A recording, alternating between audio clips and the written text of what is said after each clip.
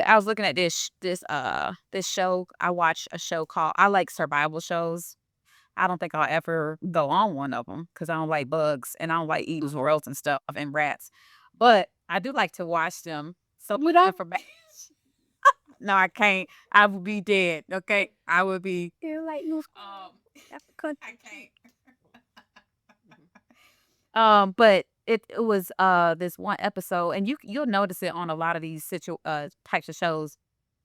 It's this prolonged like level of high cortisol that can come up. It's just that's is how it's a stress hormone that shows up in the body, and so I think prolonged high levels, of cortisol or different types of hormones that like that, um, also affect us, right? And they're associated with anger and fear, and so I think realizing, again, not labeling yourself as these things, but realizing if I am I always fearful? Am I always angry?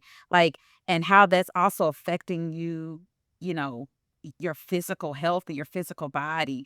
Like just realizing trauma shows up in all, Compromises your you know. immune system. So Yeah. 100%. 100%. So I did wanna there's a little part in this book, The Body Keeps the Score. Um, and um just says if an organism is stuck in survival mode, its energies are focused on fighting off unseen enemies, which leaves no room for nurture, care, or love. For us humans, it means that as long as the mind is defending itself against invisible assaults, our closest bonds are threatened, along with our ability to imagine, plan, play, learn, and pay attention to other people's needs. So we get stuck in survival mode to where we can't even get our other needs met, right? So you've heard of called Maslow's hierarchy of needs, and Yep. there's levels, right? So at the bottom is the most basic needs, which is our psychological needs, which are uh I'm sorry, physiological needs, which are breathing, food, water, shelter, clothing, sleep. And then we go to safety and security, love and belonging, self esteem, and then self actualization, right? Right. Which is Yep. experiencing purpose, meaning, and inner potential.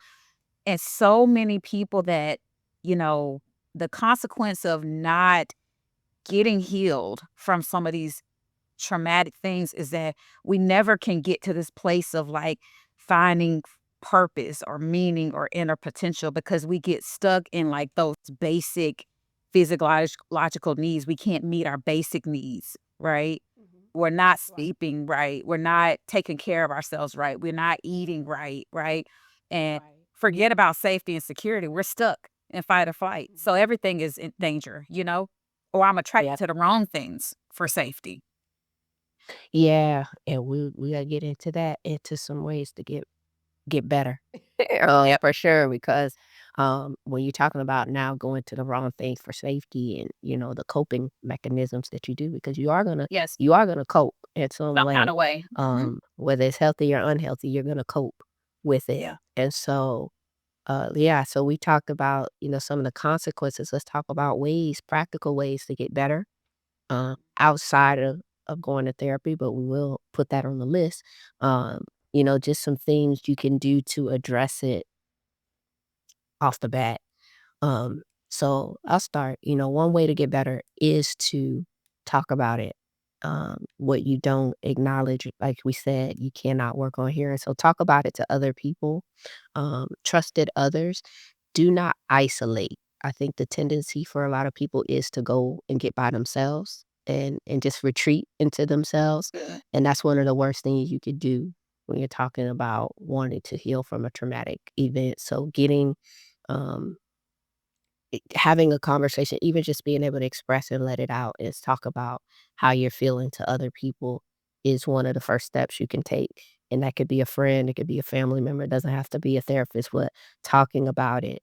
And then two, one of the main things you have to do before you can really even, I probably did it in reverse, but one of the first things, learning some good calming skills, like calming yourself, learning how to calm the body and calm the mind. Some ways you could do that is through like meditation, deep breathing exercises, like, your body has to get regulated internally. So as you said, like, if you're in a fight or flight, you have to restore your body back to homeostasis, and so we have to turn that mechanism off. You have to turn the parasympathetic nervous system response off.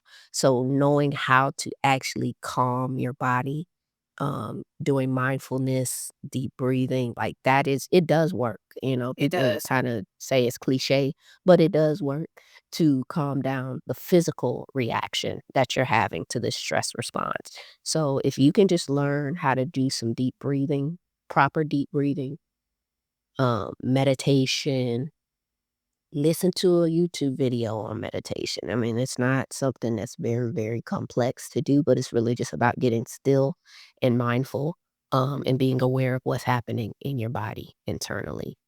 So those two things, calming, then talking about it, with someone that you trust. Um, Yeah. those are a couple of things.